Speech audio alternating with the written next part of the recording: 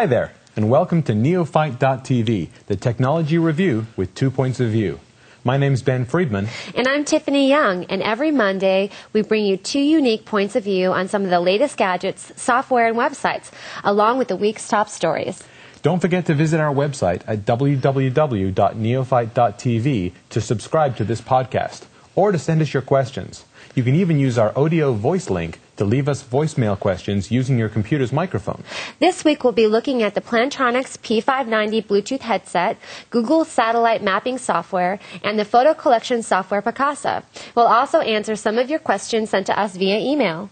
But first, let's take a look at some of the news making headlines this week.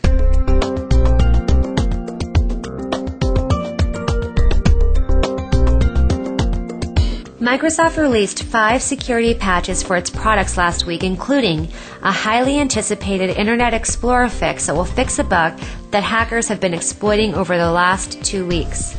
Microsoft releases its security patches on the second Tuesday of every month, a predictable process that makes corporate system administrators happy. But the fix schedules also frustrate some users concerned with the security of their systems, leading them to download non-Microsoft fixes from third parties that may not be approved by Microsoft. Sony unveiled its mid-year PC lineup for Japan, including the new Vaio L desktop series. The total line consists of 41 models, but none of them contain the highly anticipated Blu-ray DVD machines that have been expected to go on sale in the middle of this year. The new Vaio L desktop machines are all-in-one models, in which the computer circuitry is built in behind the monitor. The LA series has a 19-inch widescreen display and wireless keyboard. The LB series has a 15.4-inch widescreen display with the keyboard attached. The keyboard on the LB series uses hinges just under the display and can be folded up to cover most of the display when not in use. Apple Computer has released beta software that lets Mac users run Microsoft Windows XP operating systems on Intel-based Macintosh computers. It's called Boot Camp, and it creates a hard drive partition for Windows XP and lets users choose between the 2 operating systems at startup time. It's available now as a free trial beta from www.apple.com and will be included as a feature of the next major Mac OS release. The move comes a few months after Apple introduced its first computer based on the Intel's processors, and just weeks after 2 hackers came up with their own solution and hacked the Macs themselves to be able to run them in Windows XP. Samsung Electronics will begin to sell its Q1 Ultra Mobile PC in May, the company said this week. It should cost somewhere around $1,200 when it hits the shores of the United States. The tiny PC runs a tablet version of the Windows XP operating system and is intended to fit in the market between laptop PCs and PDAs. It sports a 7-inch LCD monitor and is about half the size of a typical laptop, weighing in at 1.7 pounds. McAfee has launched a new website with an online portal designed to help users research a wide range of security problems. The McAfee Threat Center can be reached from the McAfee website at www.mcafee.com. In addition to virus information, the portal contains new information from the company's Avert Labs division on spam, phishing, and spyware, as well as free tools and articles from McAfee security experts. McAfee is redesigning its website to make it easier for consumers and businesses to find relevant security information. The company says it's even free of charge. Google this week launched a new web-based calendar service that will let users add meetings and events using their own words. Dubbed Google Calendar, a beta version of this service is live and available at calendar.google.com. The service initially will be integrated with Google's Gmail email service. Google Calendar users will be able to create new events directly out of their Gmail messages, or they can add appointments using natural language. For example, typing lunch with Jill at noon on Friday.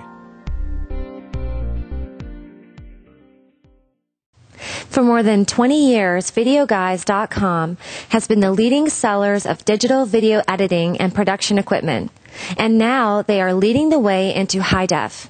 Whether you're just getting started in the video editing or you're a seasoned broadcast professional, Videoguys.com has the information you need to find the best hardware and software for your needs. Their knowledgeable staff will help you put together a system to edit DV, HDV, and HD, and create DVDs, HD DVDs, and Blu-ray DVD discs. Visit them today at www.videoguys.com, and don't forget they have a 30-day money-back guarantee and free tech support on every product they sell.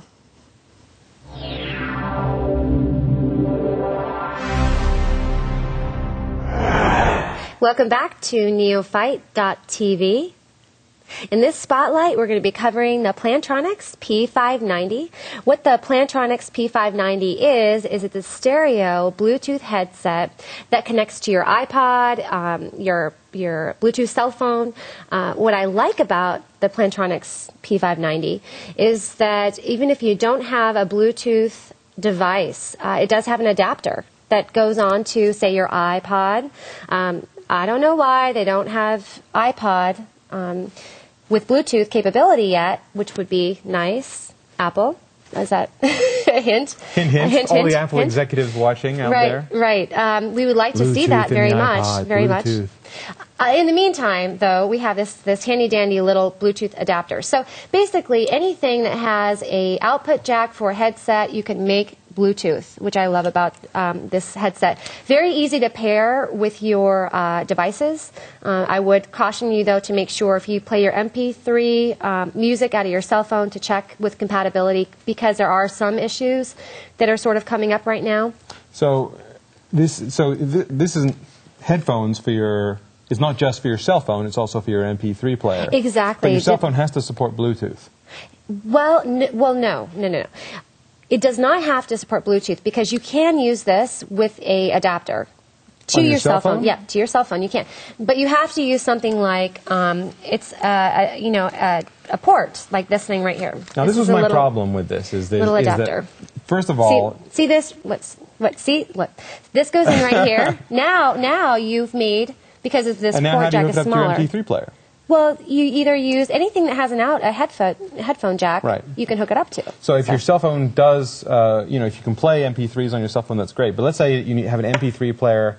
I guess one of the two devices has to support Bluetooth. So what you really want is a phone that will support Bluetooth. Exactly. That's what. And then you can plug it into the MP3 player using this thing. Right. What I'm saying is that you have to have, if you're going to use two devices with this headset, one of them has to support Bluetooth. One of them has to be Bluetooth, right. And the other one exactly. you can plug into this. It'll do it. Right. Because obviously there's only one adapter. Now I don't know if you bought another adapter. If these are sold separately, you could make both of them Bluetooth. I don't know if it'll pair with more than one adapter. Yeah, I don't know either. Try it. So. First of all, I thought this thing was kind of pricey. I think it was, $160, $170, depending on where you buy it, which, for a pair of headphones, I don't know, maybe it's because I'm not a total audiophile or anything like that. It strikes me as... You're not an audiophile? I'm not an audiophile. I still use... I have an iPod, and I still use the headphones that came with the iPod, so that shows you, where I am audio quality-wise. Right. But $170 for a headset like that, it strikes me as, kind of pricey. Sound quality. This has always been a big problem with these. What did you think of the sound quality? Excellent. The sound quality is excellent. And let me tell you again what I like about this product so much is that you can switch from your iPod to your cell phone seamlessly without doing anything. Basically, you don't have to unplug anything. No, you don't have to unplug anything. You don't have to touch any buttons. So you have this doohickey plugged into your iPod. You've got it paired with your Bluetooth cell phone. Other device, right. Your Bluetooth other device. Other device, yes. and then, so what happens if you're listening to an MP3 and somebody calls you? What it does is it rings in through the headset. So you can actually hear. You can hear the ring through the headset. Your music stops, and you push this little button on the side. I don't know if you can see that. No, your music doesn't stop. It gets muted. It's not smart enough to actually hit the stop button. Right. It gets... Apple, No. iPod, Bluetooth. It does stop. Well, not if it's hooked up to an iPod, right? This thing doesn't know. It's just an audio it doesn't jack, do that. So. Right. So yes, he's right. So if your cell phone supports this kind of, it will stop your MP3. We're not sure. I don't know. Okay. I just know that it stops. It gets quiet. It gets quiet, and the darn phone call comes in. I know that. That's See, that's what you want. Is right. Yeah. So you hit this button right here. It's actually, I don't know if you can see it, folks, but it's a little phone button. You hit the button, the call comes in. Mm-hmm. Now, as soon as you're done with the call, you don't touch anything. It goes immediately back to your other Bluetooth device. Right. Your iPod, your MP3, your... And you start listening to your songs again. Yeah, exactly. Or your video. I watch video with this, too. The other problem I had with this, because, it's kind of a neat idea, but it's also huge. I mean, look at the size of these. Okay, these are big. You've got this thing that you need to carry around with you as well. You've got the charger. You've got this big case that it comes with. Don't you find this is big? I mean, maybe if you have a handbag or a purse, you can put it in, but it's kind of bulky. Well, it is a little bulky. However, and yes, we do have the luxury of having handbags. No one's saying that you can't carry one, Ben. That's a whole different show. Yeah, right. That's a whole different episode. Throw it in your gym bag. I mean, what I found this practical for is travel. I don't throw $170 headphones in my gym bag next to my sweat socks. Now, that's why you have a case. It does come with a case. They come with it's a hard case too, so you can't smash your headset. This is a little bit spendy, but it does so much. What do you give it out of 10? Out of 5? I'm going to give it 4 stars, and I'm giving it -1 star for the bulkiness. I wish it wasn't quite so bulky, but everything else is phenomenal. I highly recommend this headset. I like it, but I thought that it was kind of pricey, and I also don't like the fact that it doesn't work with all cell phones. Before you buy this, see if it will work with your cell phone. See if you can set it somewhere. Check the return policy. And it is bulky. Right. So I give it 3 out of 5. So that's 4 out of 5 from Tiffany, 3 out of 5 from me. So that's a total of 7 out of 10. So 7 out of 10 for the Plantronics P590.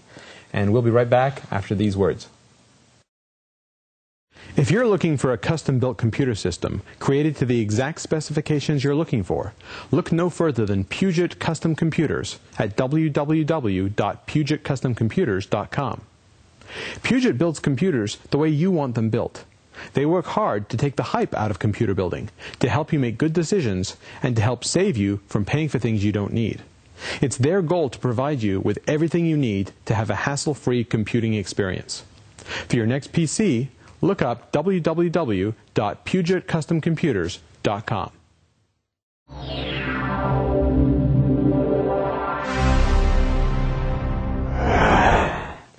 Welcome back to Neophyte.tv. In this spotlight, we're going to be talking about a really cool piece of software from Google that's free called Google Earth. Google Earth, I got to tell you, is one of the coolest bits of software, and I can't believe that that they let you use it for free. I know there's a premium version of it. This is satellite imagery software where you can put in your address or the address of someone you know or somewhere you're going or what have you, and it will zoom in with some really cool graphics and show you a satellite map, pretty high resolution satellite image of the location that you're looking for, the place that you're going.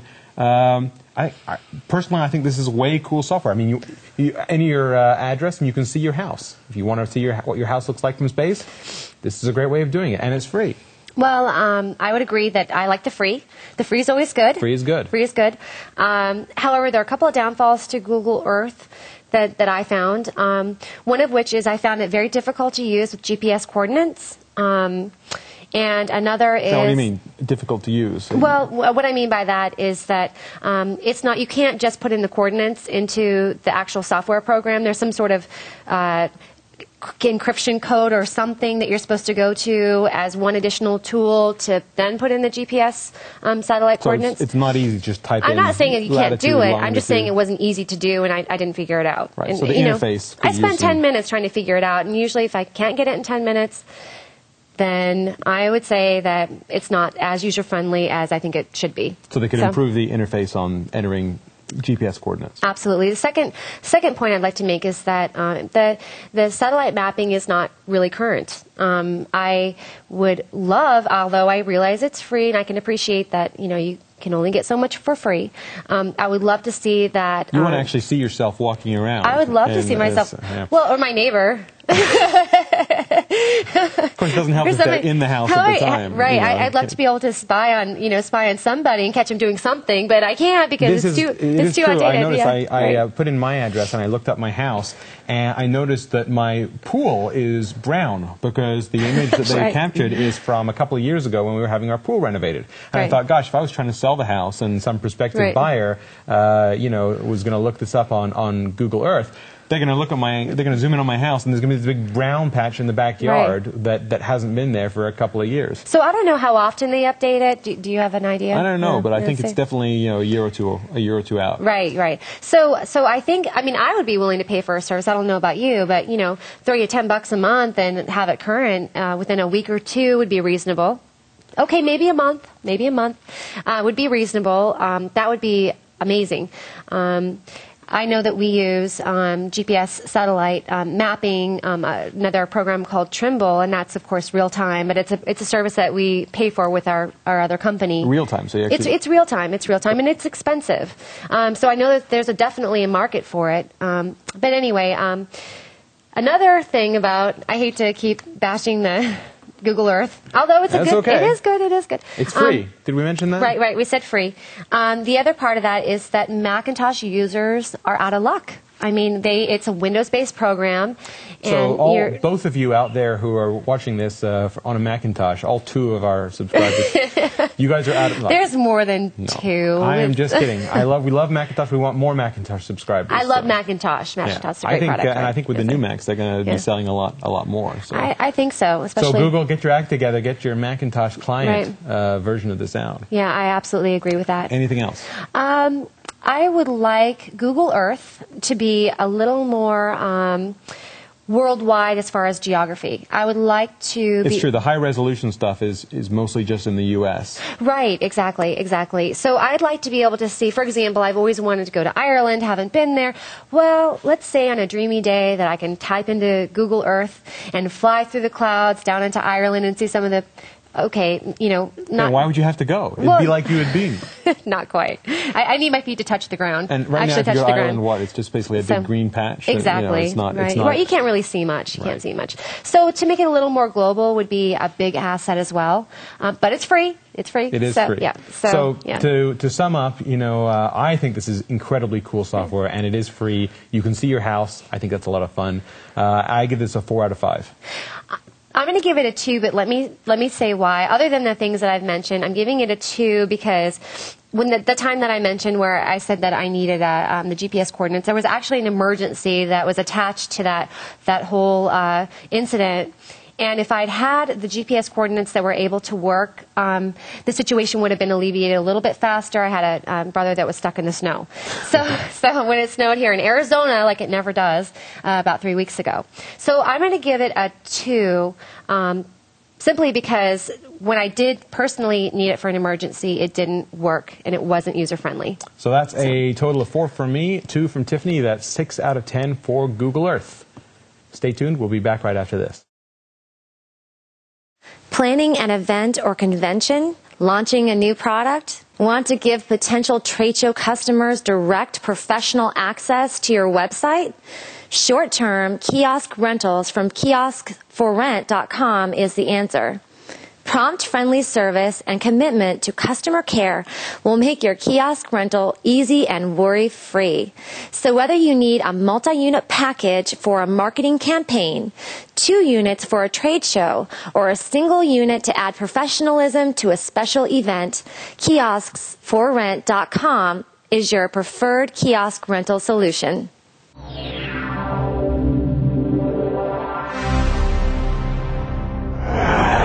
Hi there, and welcome back to Neophyte.tv. In this spotlight, we're going to be looking at yet another piece of great free software that you can download from the internet, which is Picasa. Picasa is a photo collection, retouching, editing piece of software, not with the power of something like Photoshop, but it's something you can download. You put it on your computer, and when you hook up your camera or plug a memory stick into your computer, it'll open up, and you can then import those in and look at the pictures and do a little editing and retouching of them. And I think this is pretty cool looking software. What do you think? I think it has a great interface. I love the fact that it's free. I think it's very easy to import your pictures into Picasa. Also, it has a very good search engine when actually the program's running to be able to import and search your hard drives for all your files. I know sometimes when I've used other photo software programs, I feel like I've lost files. And then based on that feeling, I go back and start looking for them, and I realize, of course, that yes, I have. You have lost the files. Yes, I have lost the files. Well, they're there somewhere. But you know what it's like when you have, pictures out on your hard drive somewhere, how hard that is to find. That can be really, really time-consuming and frustrating. Yes, and I agree with you. It's easy to import and also off of your camera or off of your memory card. Right. But I have some problems with the software. There's a few issues with it. And the first one is that you cannot import into different folders. So, for instance, let's say that you have 20 pictures on your card, and 10 of them are from your son's birthday party, and the other 10 are from your daughter's, soccer game or something. You mean that party in Vegas, is what you meant to say? We won't talk about those pictures. Right. There's other pictures. Different pictures. They're lost. There were no pictures. Yeah, they got lost. It was all video. They're lost on a hard drive somewhere. If you've got 10 of one and 10 of another, when you import it, it imports them all into the same folder. You can't say take these 10 and import them, and take these 10 and import them. Also, there are no hierarchical folders. You can't have a folder called, kids, and then beneath it have soccer games, and then beneath that have, soccer games that we won or something. You can't have levels. It's all just flat, a flat interface. I don't know if that bothered you at all. Well, I thought that it was free. So my expectations were not as high because it was free. Now, could it have those additional features and still be free? That would be better. Absolutely, that would be better. It is easy to adjust, however. So I think the white balance. The photos. Yeah, it really is. That's a very easy tool to go in and use. Very layman's, very basic, straightforward. I got to sure if you want to sharpen your photos or blur them or do some special effects, turn them into that old-time photo look, that has the lines and the scratches and stuff. You can go in there and do that kind of stuff. Right, that's right. And that's a very, very nice quality. Usually you have to pay good money to get those sort of features. That's true. And it's free. Did we mention it was free? Right. It's free. We love this free software, can you tell? Free software is great. Software show. One day maybe you will never pay for software. They'll just be all open source or free or advertising supported everything. Who do we need to talk to about that? I don't know. Apple, are you listening? Contact your, who do you contact? Congressman? I don't know. Senator? Yeah, right. Yeah. Picasa? Yeah, Isn't he dead? Talking about editing your photos or adjusting your photos, this brings me up to another problem with the software, and that is that it doesn't directly save your edits. So let's say you go through. Yeah. It always tries. It always wants to keep your original photo untouched. So you've always got your original to go back. So if you go to your photo, whatever folder it's in, and you say, okay, let's brighten it or sharpen it or take out red eye or whatever it is that you do to your program, and then you think it's saved, you go to find that photo on your hard drive, it's your original photo. It doesn't have any of those edits. If you want to have those edits, you need to go back to Picasa and export the photo to another place on your hard drive. So now you've got 2 copies of this photo. Right. What I think would be way better is if it did edit your original photo and then kept a backup of the old one somewhere else, so that when you go to get your original photo, it is the one with all your edits and it's cropped the way you want it and it's all that stuff. You don't have to go back and export your piece, your photo, to a different location. Well, see, and most people coming in wanting to use software that's easy, you're going to lose them in the export. I mean, really. I think you're right. You're going to lose them in the export. They're going to be like, uh-oh, I got to hit another button. Oh, that's just too much. You had me at import. Right, but you lost me at the export. Importing, she loved that. That was great. Right, yeah, that's too much. That's one more step.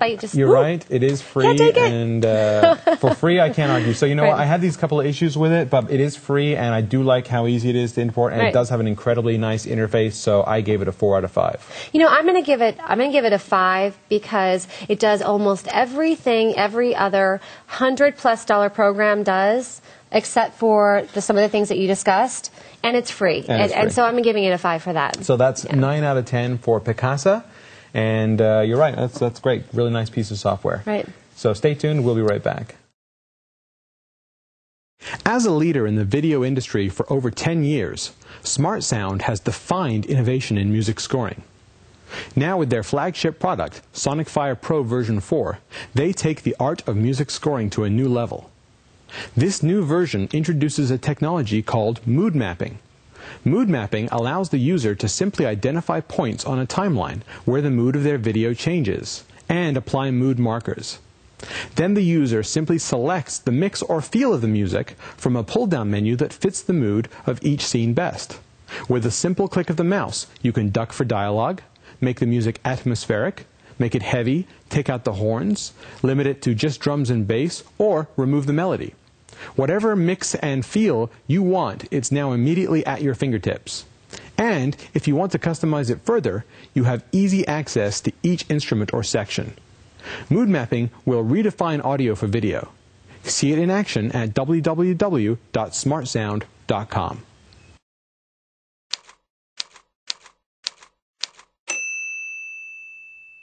And welcome back to Neophyte.tv. This is the portion of the show where we try to answer some of the emails that we've received during the week. And the first email sent to us says, is it better to have an all-in-one cell phone or a separate phone, camera, PDA, MP3 player, and all of that kind of stuff? Now, my point of view on this is that the least you have to carry around, the better.